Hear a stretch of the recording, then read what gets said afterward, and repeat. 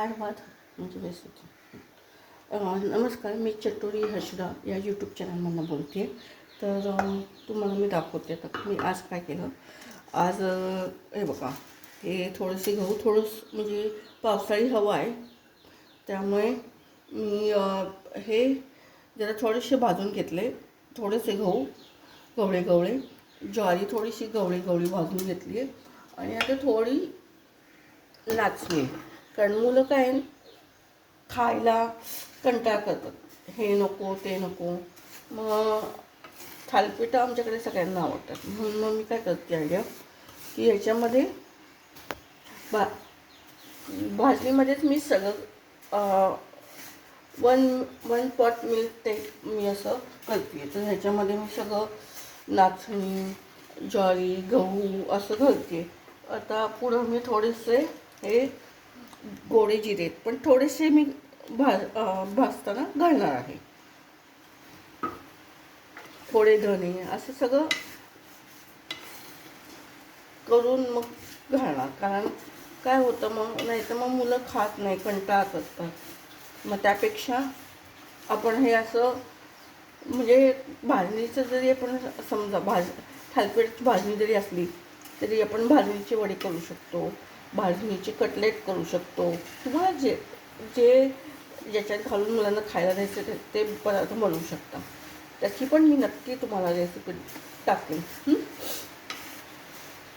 तुम्ही कमेंटमध्ये आणि नक्की सांगा तुम्हाला पुढे कुठली रेसिपी बघायची आहे.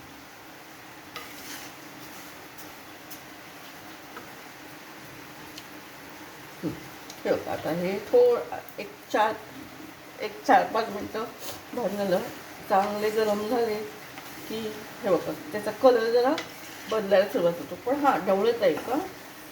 आणि गॅस मी मोठा ठेवला.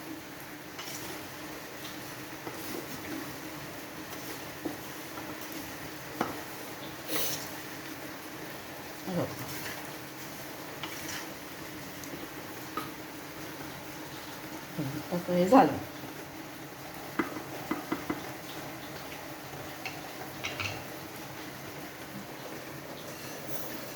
हे असं परतीत काढून घ्यायचं.